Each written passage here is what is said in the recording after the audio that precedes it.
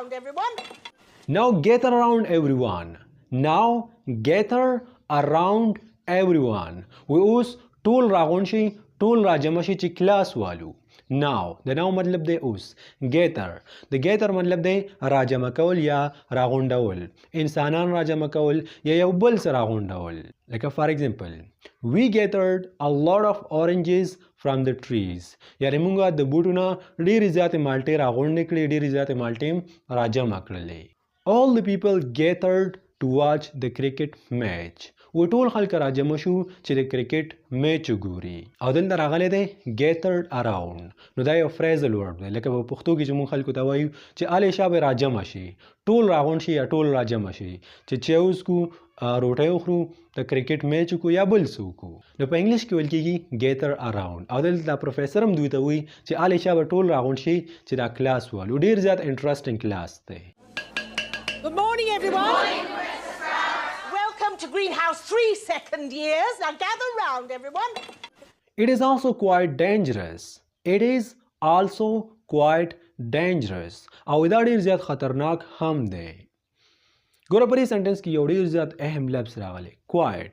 او quiet لفظ چې کوم دی دا برټش خلک د انګلینډ خلک ډېر زیات استعمالي د ویری په ځای باندې. لکه فار ایگزامپل یو څیز ډېر زیات ګرم دی نو موږ وایو very hot.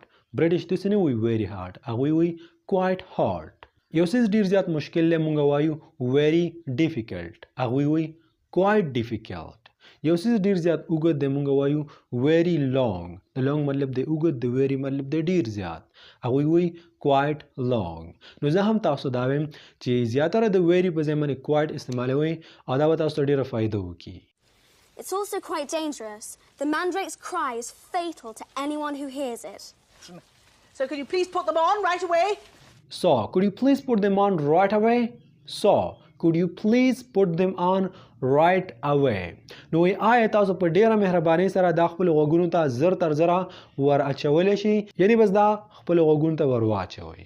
put on په دې سنټنس کې راغلی او د دې مطلب دی اغوستل جامې کوټ پیزار چپړې وغیره. لکه فار ایگزامپل put on your slippers. چپړې د پخپو کا سلیپرز ویل کېږي چپړو ته. put on your coat. کوټ د واغونده. بل ورکې راغلی right away. نو د right away مطلب دی زر تر زره یا همدا اوس. right away, straight away, right now. د دې یو مطلب دی زر تر زره یا همدا اوس. send me the photo right now. ما د تصویر همدا اوس را سند کا یا زر تر زره را سند کا. go there straight away. هلته زر تر زره لاړ شه یا هلته همدا اوس لاړ شه. الشابه. که چېرته تاسو بنیادي انګلیش زده کول غواړئ یعنې انګلیش بیخي د شروع نه زده کول غواړئ نو زموږ په چینل باندې په دې باندې هم موږ ویډیوګانې جوړې کړي ډېرو زیاتو خلکو ته فایده واخیسته تاسو ته هم واخلئ.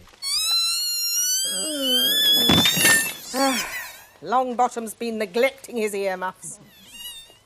No, ma'am. He's just fainted. No, ma'am. He's just fainted. No, ma'am. He just fainted. No, ma'am. He's just fainted. وی میم دی پروفیسر ته وی هغه صرف بېهوشه شو. فینټ د فینټ مطلب دی بېهوشه کېدل خو لږ مخکې ما تاسو ته وویل ناکاوټ هم بېهوشه کېدل ته ویل کېږي. اوس په فینټ او په ناکاوټ کې څه فرق دی؟ نو کله چې یو کس د ګینټو پورې بېهوشه وي هغې ته ناکاوټ ویل کېږي خو کله چې یو کس د یو څو منټو لپاره بېهوشه شي هغې ته ویل کېږي فینټ. لکه فار ایگزامپل he faints every time he sees blood. وی کله هم چې هغه بلډ وګوري وینه وګوري بس هغه بېهوشه کېږي. he faints every time he sees blood. نو فینټ د یو څو منټو لپاره بېهوشه کېدل او ناکاوټ چې د ګینټو لپاره بېهوشه شي او بیخي د ځان نه نه خبر. You pull it sharply out of the pot.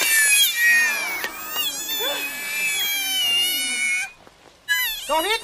And now you dunk it down into the other pot and pour a little sprinkling of soil to keep him warm. Longbottom's been neglecting his earmuffs. No, ma'am. He's just fainted. Grasp your mandrake and pull it up.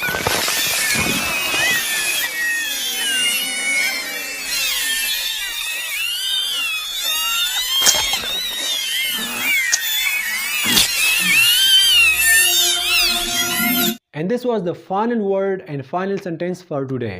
اوس تاسو د ذکر وکړئ چې دا کلیپ 2-3 منټه کلیپ دی یو ځل بیا وګورئ ځکه چې د سره تاسو listening comprehension د listening comprehension مطلب دی دا اوریدلو کوم قوت چې کوم دی دا سره ډیر زیات مضبوطیږي د ډیر زیاته فائدہ رسی او چې کله تاسو دا بار اورئ بیا که تاسو مخه تاسو خبرې کی تاسو فلم ګورئ نو په دې باندې بیا تاسو پوهیږئ